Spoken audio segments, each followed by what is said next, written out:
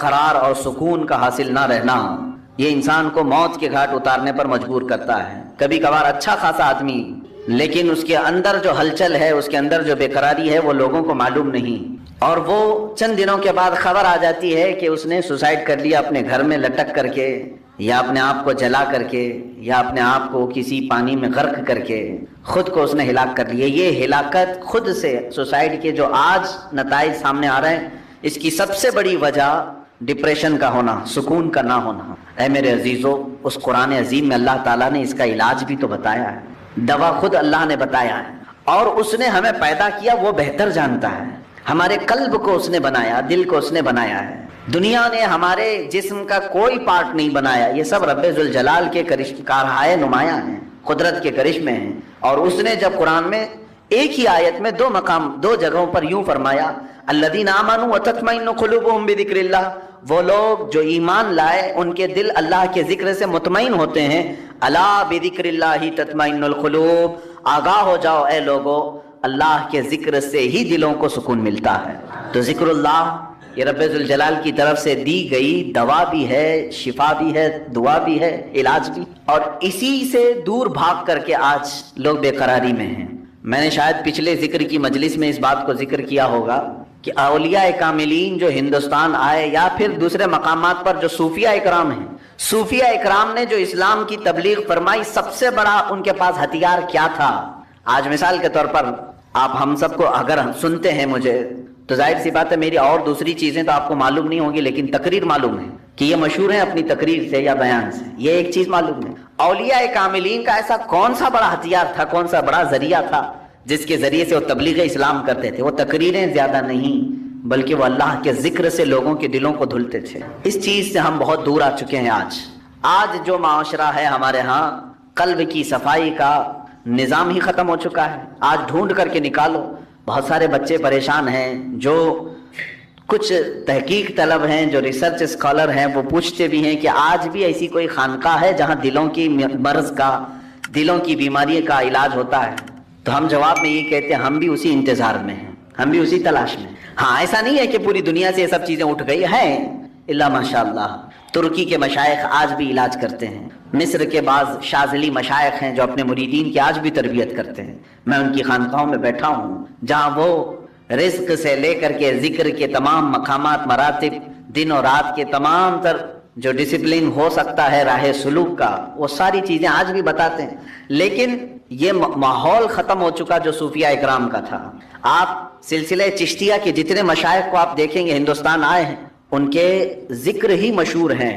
حضرت خواجہ سرکار غریب نواز رضی اللہ تعالیٰ عنہ کا ذکر مشہور ہے۔ ختم خواجگان میں بھی ان کے بعض اذکار شامل کیے گئے ہیں۔ خواجہ قطب الدین بختیار کاکی رحمۃ اللہ علیہ، حضرت بابا فرید الدین گنج شکر رحمۃ اللہ علیہ، صابر علاء الدین کلیری رحمۃ اللہ تعالیٰ علیہ، ان کا حال تو یہ ہے کہ قبر میں گئے خود سے بنی بنائی ہوئی اور بند کروایا، اور 9 سال تک ذکر الہی میں مشغول رہے، باہر کسی نے ان کو دیکھا نہیں۔ یہ وہ لوگ تھے جن کے اوپر فنا کی کیفیت طاری ہو جاتی، وجدانی کیفیت طاری ہوتی۔ بعض لوگ ہم سے یہ سوال کرتے ہیں کیسے یہ رہ سکتے ہیں 9 سال، 10 سال، 8 سال، 11 سال، جو بزرگوں کے متعلق یہ روایات ملتی ہیں۔ میرے عزیزو، عقل یہاں آ کر کے رک جاتی ہے اور سمجھ نہیں پاتی، کیونکہ انسان کی اپنی ضروریات بھی ہوتی ہیں۔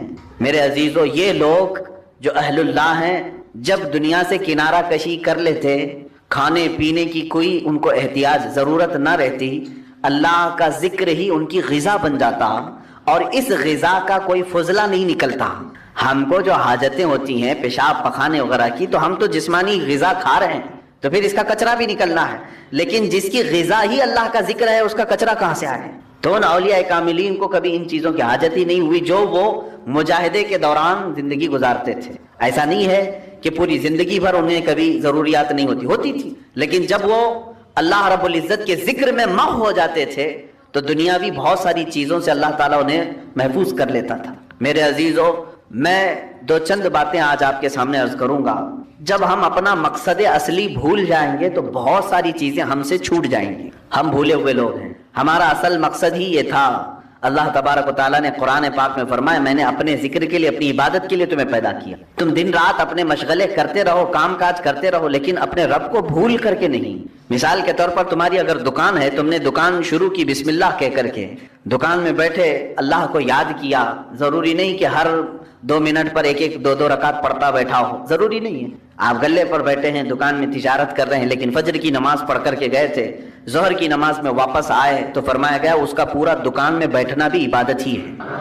वो अल्लाह के जिक्र में ही उसका वक्त गुजरा है। वो जोहर से लेकर असर फिर अगर अपनी तिजारत में मशगूल रहा, वो बिस्मिल्लाह कह करके तिजारत शुरू किया, असर की अजान हुई, वापस अपने रब की बारगाह में सर झुकाने के लिए आ गया, तो फरमाया गया कि सिर्फ ये जोहर और असर काउंट नहीं होगी, बल्कि इसके बीच में जितना वक्त उसने दुकान में लगाया वो भी सजदों की बराबर इबादत में शुमार हो।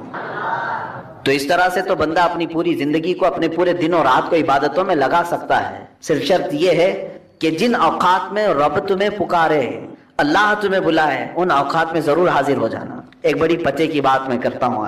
आज जिस चीज ने हमें बहुत ज्यादा गाफिल किया है, जिस चीज ने हमें सबसे ज्यादा गाफिल किया है नौजवान बच्चों को, आज वो मोबाइल है। इंटरनेट का जमाना है, इसमें लोगों की रातों की नींदें उड़ गई हैं, सेहत भी तबाह बर्बाद है, लेकिन किसी को फर्क नहीं पड़ता। आंखें खराब हो चुकी हैं, कई लोगों के हाथों के मर्ज में मुब्तला हैं, कई लोग अपने हार्ट की तकलीफ में मुब्तला हैं, सिर्फ इसके जो मोबाइल के रेजेस हैं और बहुत सारे इसके साइड इफेक्ट्स हैं, जिसकी वजह से ये तकलीफें हैं, लेकिन उसके बावजूद इसको हम छोड़ते नहीं। और मैं ये कह रहा हूं कि छोड़ करके पूरा खत्म करने की भी बात नहीं कर रहा हूं। इसका इस्तेमाल जिन कामों के लिए है ठीक है, लेकिन इसी से हमें कुछ चीजें सीखना भी चाहिए था। इसी मोबाइल से ही मैं महसूस करता हूं कि इंसान अपना मकसद असली भूल गया, लेकिन मोबाइल अपना मकसद असली अभी नहीं भूला। मोबाइल की ईजाद, मोबाइल की बुनियाद किस काम के लिए रखी गई? ये सिर्फ कम्युनिकेशन के लिए है ना। मोबाइल शुरू किया गया था एक दूसरे से ताल्लुक कायम करने के लिए। आप यहाँ बैठे, फला जगह आपके रिश्तेदार हैं, आपको कॉल करनी है, उनसे बात करनी है, आपने मिलाया नंबर, बात कर ली। शुरू में जो मोबाइल आया था इतने ही काम के लिए था ना, ज्यादा से ज्यादा मैसेज फॉरवर्ड कर सकते थे, मैसेज वो देखता, आपको रिप्लाई कर देता, इतना ही काम था। कॉल हो सकती थी, मैसेज हो सकता, और असल मकसद भी मोबाइल का यही था, कम्युनिकेशन। ठीक है, आप कॉल करें, उधर से कॉल आए, उठाएं, बात करें, यही काम के लिए मोबाइल की जो मोबाइल में तरक्की होती गई, मोबाइल में और तरक्की होती गई। चंद दिनों के बाद इसमें म्यूजिक आई, इसमें गाने भी आए, सुनने वाली चीजें आई। चंद दिनों के बाद और तरक्की हुई कि इसमें फोटो लिया जा सकता था, वो भी छोटी साइज का, फोटो की हद तक चलता रहा। उसके बाद फिर वीडियो आई इसके अंदर, फोटो वीडियो गैलरी तक तो ठीक था। उसके बाद अब इसमें ही इंटरनेट की पूरी दुनिया डाल दी गई। अब इसमें वेबसाइट भी खुलने लगी, जो टेलीविजन में देख सकता था वो सबका सब मोबाइल में देखने लगा। इस तरक्की को मोबाइल ने तकरीबन 10 सालों में, या 20 साल लगे इसको, 20 साल में ये इस तरक्की को पहुंच चुका है कि अपनी सारी दूसरी चीजें पीछे छोड़ दिया। टीवी का भी वो आज मकाम नहीं रहेगा जो मोबाइल का है। घर के लैंडलाइन का भी कोई अता पता नहीं है। मनी ऑर्डर, खत, पोस्ट कार्ड, ये सारी चीजें खत्म हो चुकी। मोबाइल सबकी जगह ले चुका है, बहुत आगे बढ़ चुका है, बहुत तरक्की कर चुका है मोबाइल। फिर मैं तवज्जो दिला रहा हूं, इसका असल काम क्या था? कम्युनिकेशन, एक दूसरे से कॉल करना। मोबाइल इधर से उधर दो लोगों की बात कराता था, लेकिन मेरे अजीजों इन 20 सालों में इस मोबाइल को देखो, आज ये तरक्की इतनी कर चुका कि पिक्स आ गई, वीडियोस आ गई, इंटरनेट आ गया, इसके अंदर गेम्स आ गए, सब आ गए। लेकिन चाहे तुम कुछ भी देख रहे हो मोबाइल ओपन करके, अगर किसी दूसरे ने कॉल किया तो वो उसी वक्त कॉल आती है या नहीं आती? तुम्हारे मोबाइल का स्क्रीन शो करता है या नहीं करता?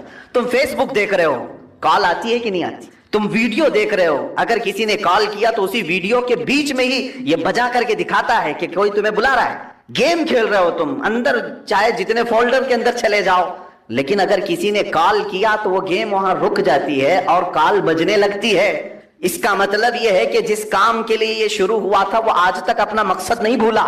आज तक उसकी तरक्की बहुत हो चुकी है, उसमें बहुत सारी तरक्कियां आ गई, इंटरनेट की पूरी दुनिया आ गई, लेकिन वो कम्युनिकेशन के लिए जो शुरू किया गया था वो आज भी कर रहा है काम। तुम इस मोबाइल में 1000 काम कर रहे हो, लेकिन अगर किसी ने तुम्हें कॉल किया तो उसी कामों के बीच में ही वो तुम्हें बजा के दिखाएगा, घंटी बज जाएगी। मेरे अजीजों, इस मोबाइल से ही ये भी सीखना चाहिए, इंसान का मकसद असली अल्लाह की इबादत है। तुम चाहे जितनी भी तरक्की कर चुके हो, आज تم گھاس پھوس کی مسجدوں سے سنگ مرمر کی مسجدوں میں آ گئے. آج ترقی کے زمانے میں تم گھوڑا گاڑی نہیں مرسیڈیز میں گھوم رہے ہوں گے.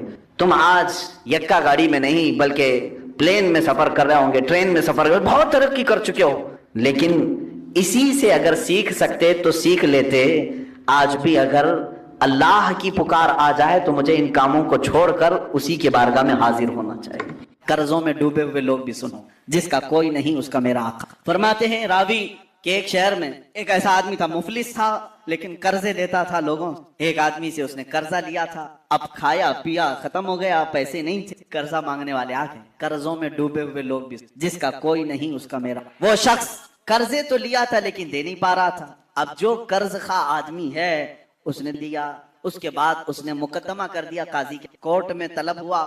کورٹ میں جانے کے بعد قاضی صاحب نے پوچھا کہ اس کا تیرے پر قرضہ ہے, کہاں ہے, کب ادا کرے گا, دیکھ رہا ہوں. کہاں سے ادا کرے گا, ہے ہی نہیں کچھ بھی. قاضی نے کہا کل تک جو مہلت دیتا ہوں, اگر نہیں ادا کی تو تجھے جیل میں ڈال دو, یا کہیں سے بھی لے کر کیا اس کا قرضہ ادا کر. اس نے بہت ریکویسٹ کیا مجھے اور لمبا ٹائم دے, میرے کون دیکھے گا. قاضی نے ایک نہیں دربار سے نکال دیا گیا. ایک دن کا ٹائم, ایسا شخص کہاں جائے, راستے میں روتے ہوئے جا رہا تھا. ایک بزرگ سے ملاقات ہوئی. اس بزرگ نے پوچھا کیوں رو رہے ہو, کہا ایسا معاملہ ہے, کہاں سے لاؤں. بزرگ نے کہا ایک کام کر, گھر میں جا, جب رات ہو جائے اکیلا بیٹھ, تاجدار مدینہ پر درود. رسول پاک صلی اللہ علیہ وسلم کو اپنے غم کی داستان سنا. کچھ نہ کچھ تو حل وہاں سے مل ہی جائے گا. لیکن یقین کے ساتھ وہ گیا, ڈوبتے کو تنکے کا سہارا. وہ گھر آیا, شام کو اپنی بیوی بچوں کو جب اس نے سنایا تو سب غمگین. ایک دن کے بعد اگر باپ ان کا جیل میں چلا جائے, اس کا شوہر جیل میں چلا جائے تو ان کا گھر کیسے چلے. رات کے وقت تنہائی میں بیٹھ کر کے وہ رونے لگا, بہت رویا. صبح کا وقت قریب آ رہا تھا. خواب میں اسے رسول کریم صلی اللہ علیہ وسلم, کہاں میرے آقا کو ڈھونڈ. میرے آقا نے سچ فرمایا, ابغونی فی ضعفائکم, تمہارے غریبوں میں کمزوروں میں مجھے تلاش. رسول پاک نے خود فرمایا تمہارے غریبوں میں مل جاؤں. اللہ کے حبیب صلی اللہ علیہ وسلم نے اس سے کہا کیوں روتا ہے, کیوں غم کرتا ہے. اس نے کہا قاضی نے مجھے دھمکی دی ہے, کل تک اگر نہیں ادا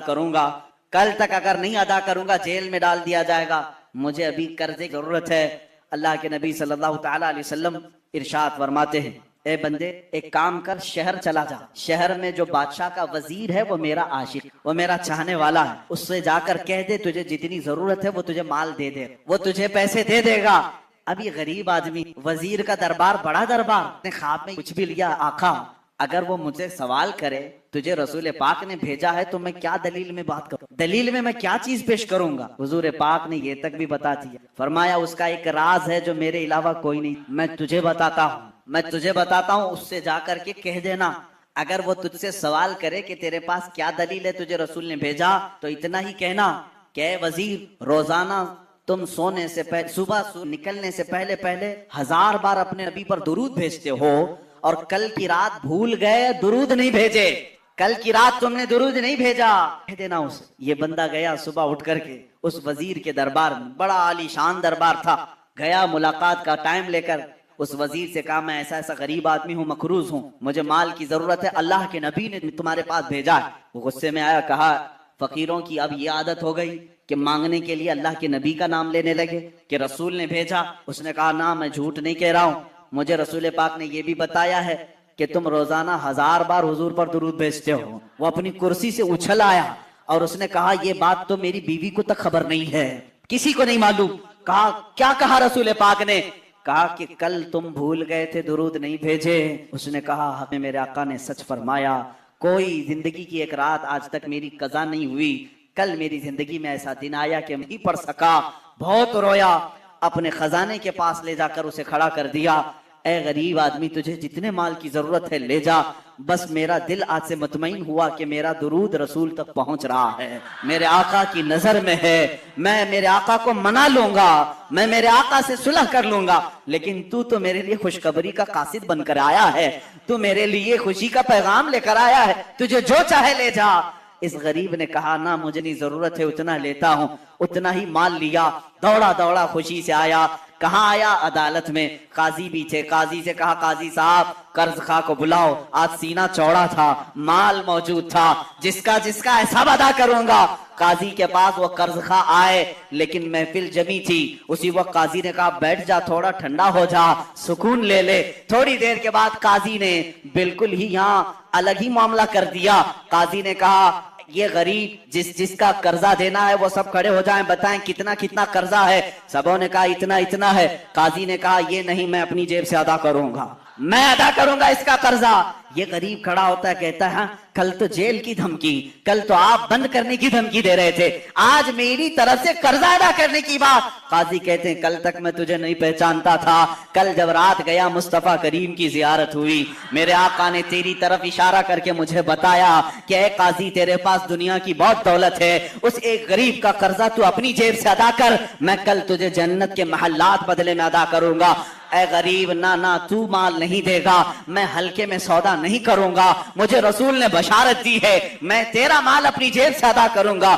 جب یہ قاضی کی باتیں سننے لگے سارے قرض خواہ کھڑے ہوئے, کہا جب یہ آدمی اتنا افضل ہے کہ بارگاہ رسول میں مقبول ہے, ہم گواہی دیتے ہیں کہ ہم نے سب قرضہ معاف کر دیا, اب بھی اگر اسے چاہے تو ہم سے لے سکتا ہے. کون دیتا ہے دینے کو منہ چاہیے, کون دیتا ہے دینے کو منہ چاہیے, دینے والا ہے سچا ہمارا نبی, اتنا دیا سرکار نے مجھ کو جتنی میری اوقات نہیں, یہ تو ان کا کرم ہے ورنہ مجھ میں تو ایسی بات نہیں. عزیزان گرامی, آج جو ہم اس مقام پر ہیں یہاں پر بھی ہم فخر سے یہی کہتے ہیں یا رسول اللہ اتنا دیا سرکار نے مجھ کو جتنی میری اوقات نہیں, یہ تو ان کا کرم ہے ورنہ مجھ میں تو ایسی بات نہیں. آپ خود دیکھو اللہ کے نبی نے تمہیں, ان کے صدقے میں اللہ نے تمہیں کیا کیا نہیں دیا.